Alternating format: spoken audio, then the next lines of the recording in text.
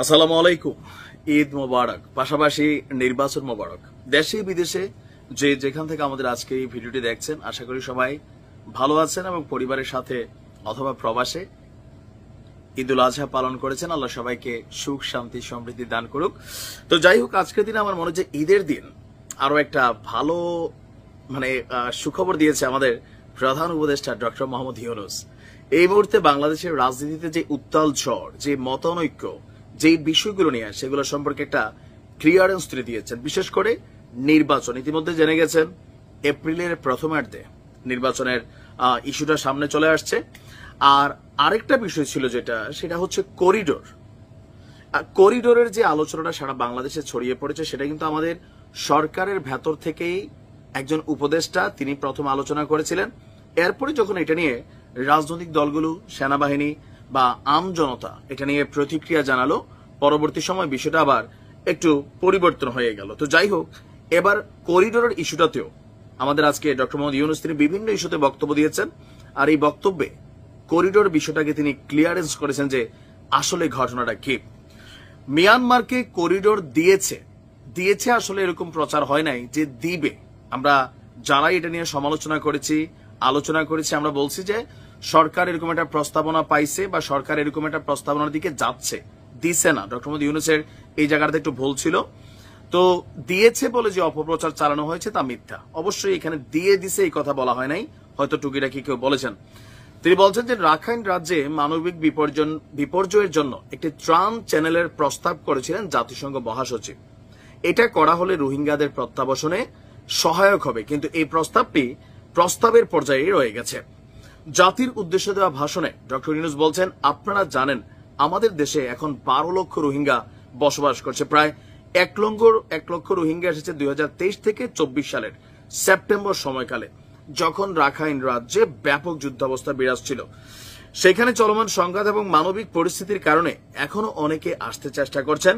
রোহিঙ্গাদের বাংলাদেশে আসা বন্ধ করতে এবং যারা ইতিমধ্যে বাংলাদেশে অবস্থান করছেন তাদের প্রত্যাবর্তনের জন্য আমরা উদ্যোগ নিয়েছি। আমরা যখন দায়িত্ব গ্রহণ করেছিলাম, রোহিঙ্গা ইস্যুটি প্রায় মৃত ছিল, আন্তর্জাতিক এজেন্ডা থেকে এটা ঝরে পড়েছিল।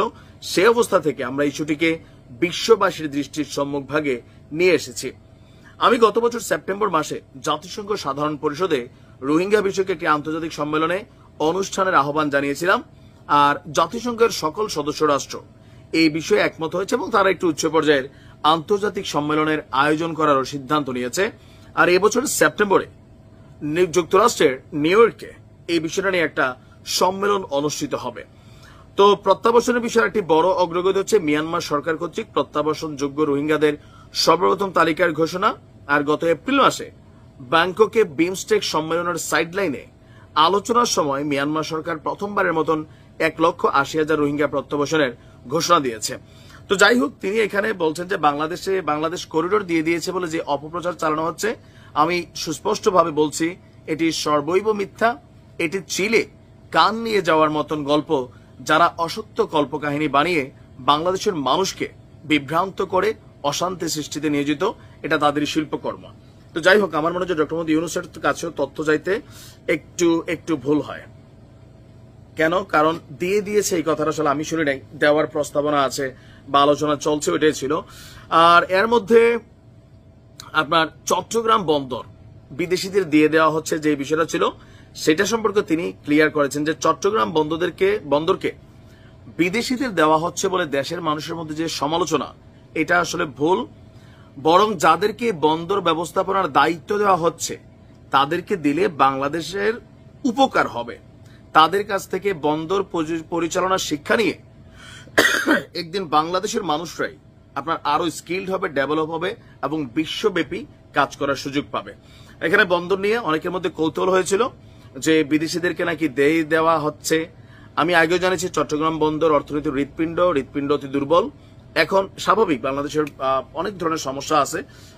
তো তিনি বলছেন যে ইউরোপ, কানাডা, অস্ট্রেলিয়া, বিভিন্ন জায়গায়, যাই হোক লম্বা চূড়া বক্তব্য। তবে আমার কাছে মনে হচ্ছে যে চট্টগ্রাম বন্দর দেওয়া হচ্ছে না, আলোচনা আছে। তবে তিনি ভাবছেন যে বিদেশিদেরকে দিলে এটার ব্যবস্থাপনাতে এখানে অনেক স্কিলড হবে। বাট বাংলাদেশ মনে করছে যে এটা দেওয়া যাবে না, এখানে সার্বভৌমত্বের হিসাব আছে। রাজনৈতিক দলগুলো বা আমাদের সেনাবাহিনী, করিডোর এবং এই দুইটা যে প্রধান ইস্যু ছিল নির্বাচন সহ 3টে ইস্যু, আজকে সবগুলোর একটা মোটামুটি আমরা সমাধান পেলাম। ভালো থাকুন, আসসালামু আলাইকুম।